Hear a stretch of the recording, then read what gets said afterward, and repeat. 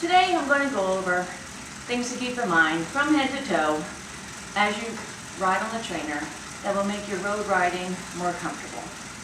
First thing is keep in mind there's two ways to look up the road.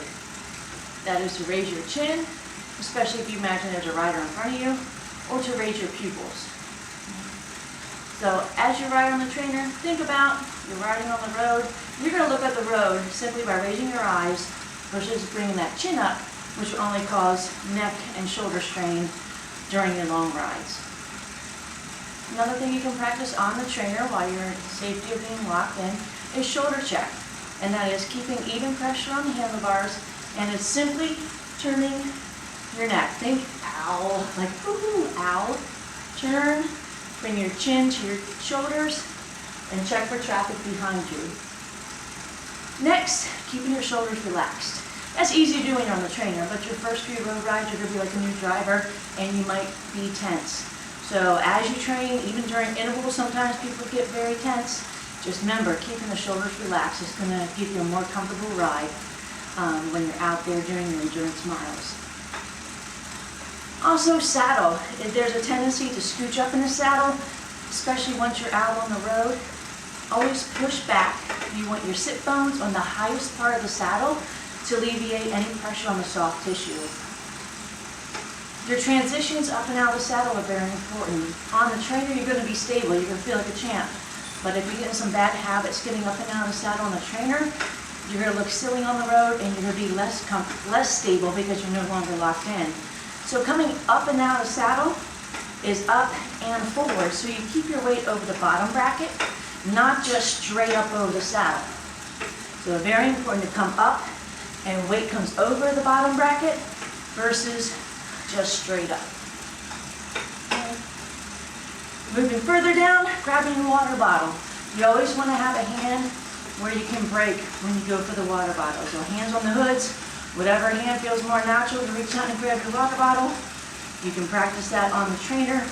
Use your core, because on the road, if you've gotten a bad habit of leaning on your left hand as you grab with your right hand, you're going to go zooming to the left. So good habit by engaging your core and keeping stable hand pressure on the handlebars. Next, we're going to talk about practicing stops. So as you practice stops on the bike, get in the habit of lightening the gear, which means smaller gear, easier to pedal. So shift to a lighter gear, gets easier to pedal. Practice your stops. Coming to a stop, unclip. Why you do this is that when you start back up again, foot goes up into a power position. Ooh, can't go backwards on this one. And you push down. You get back up in the saddle, stay stable. Remember, even if you miss a clip, you can always pedal one leg resting the other foot on the other pedal until there's a good spot. Just pause for a second and get that second clip. And lastly, your OLDs. If you decide to do these out on the road, very important as you practice them on the trainer. Again, you're locked in. So real easy to unclip and lean on this left side for stability. But you want to learn that you are engaging your core. Again, just like grabbing the water bottle, stability comes from your core. Any pressure more on one side or the other handlebar out on the road is going to cause you to move that way. On the trainer, it won't. So good habits, strong core, even pressure on the handlebar as you do one-legged drills. There's no rule if you do one-legged drills outside that you have to unclip.